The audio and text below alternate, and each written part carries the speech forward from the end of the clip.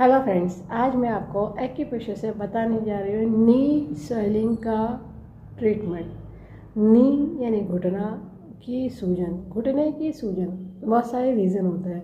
अगर जनरली है कोई ज़्यादा प्रॉब्लम नहीं होगी तो इस पॉइंट से ठीक हो जाएगा, और अगर जिस वजह से आई है तो उसका ट्रीटमेंट अलग से करा जाएगा, उसके पॉइंट अलग से ऐड ऑन करे जाएंगे।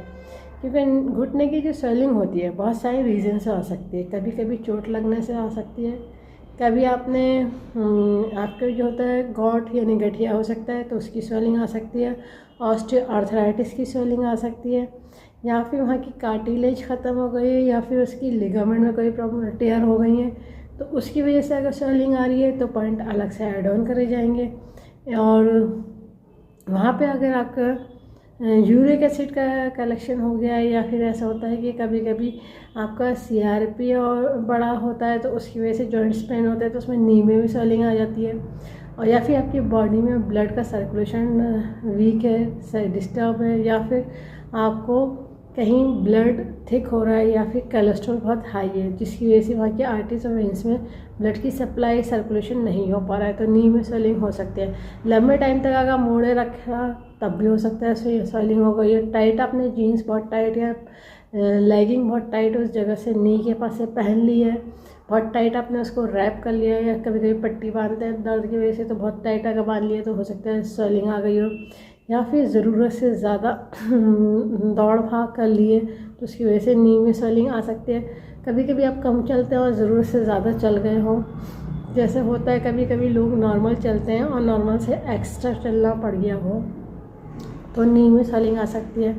या फिर आपका वेट ज़्यादा हो जिसकी वजह से उसका वेट का जो पूरा लोड होता है वो नी पे आ रहा है तो स्वेलिंग आ सकती है। या फिर आपके लंबर में 4, 5, 3, 4 या सैक्रल में अगर वहाँ पे नर्व कंप्रेस हो रही है तो उसकी वजह से ब्लड सर्कुलेट नहीं हो रहा है या सप्लाई नहीं हो पा रहा है तो हो सकता है नी में स्वेलिंग आ गई है, घुटने में स्वेलिंग आ सकती है। तो अगर लंबर में या सैटिका प्रॉब्लम है, सैटिका पेन है तो सैटिका पेन में भी नी में स्वेलिंग आ सकती है, क्योंकि जितनी भी नर्व या डिस्क बल्जिंग हो गई या ऑस्टियोफाइट्स हो गई लंबर में तो उसकी वजह से अगर कोई आगे उसमें प्रॉब्लम हुई लंबर में तो उसकी जो ब्लड पूरा तरीके से सप्लाई होना चाहिए, जो फ्लेक्सिबिलिटी बननी चाहिए वह नी की नहीं बन पाती है। ठीक है, अगर घुटने की फ्लेक्सिबिलिटी नहीं बन पा रही है तो ये सब रीज़न हो सकता है। अगर ऑस्टियोफाइट्स हो गए नीज में तब भी स्वेलिंग आ सकती है, क्योंकि वो कहीं ना कहीं आपके ऑस्टियोफाइट्स की वजह से बोन में उसमें जमा होने की वजह से हड्डी जो बढ़ना बोलते हैं तो नी में स्वेलिंग आ सकती है। तो नी में स्वेलिंग के जो रीज़न होंगे उसके पॉइंट तो अलग से ऐड ऑन करे जाएंगे।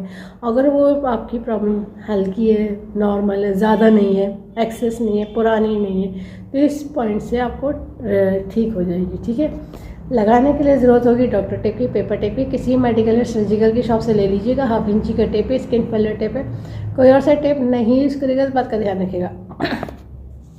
जिन्होंने कोर्स करा है उन्हें पता है कि पश्चिमी यूज़ होती है बियल मैग्नेट, जो एक तरफ से वाइट होती है एक तरफ से येलो होती है, टोन का काम करती है, प्लस माइनस एनर्जी होती है नॉर्थ पोल साउथ पोल। ये बियल मैग्नेट ह्यूमन बॉडी के एक्यूप्रेशर पॉइंट को स्टिमुलेट करने के लिए, बैलेंस करने के लिए बनाई गई है। इसमें पावर उतनी दी गई जो ह्यूमन बॉडी के एक्यूप्रेशर पॉइंट को स्टिमुलेट कर सके, बैलेंस कर सके।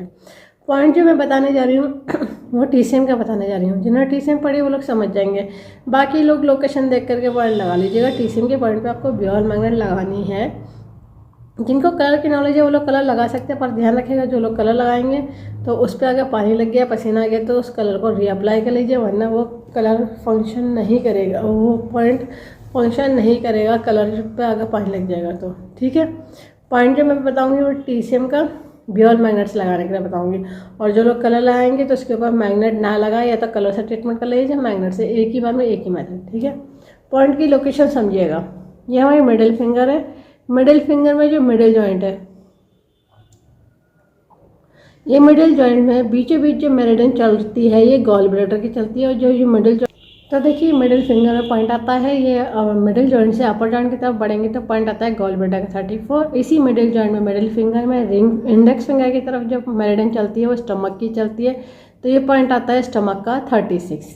ये दो पॉइंट नी के सॉइलिंग के लिए, घुटने की सूजन के लिए सीडेड करे जाएंगे। सीडेड करने का तरीका रहेगा कि बियॉल मैग्नेट पेपर टेप से जब येलो विजिबल होती है तो इसको सीडेड करते हैं, इसका अपोजिट कलर वाइट रहेगा। अब ये दो आसपास पॉइंट है तो आप एक ही टेप में दो लगा सकते हैं या टेप की ओवरलैपिंग भी कर सकते हैं। टेप के ऊपर टेप लगा सकते हैं, टेप के ऊपर टेप लगाने से कोई फ़र्क नहीं पड़ता है, बस मैग्नेट्स की लोकेशन सही होनी चाहिए। ये देखिए हमारा आ गया GB34, स्टमक का 36। ठीक है, ये दोनों पॉइंट रहेंगे सीडेड।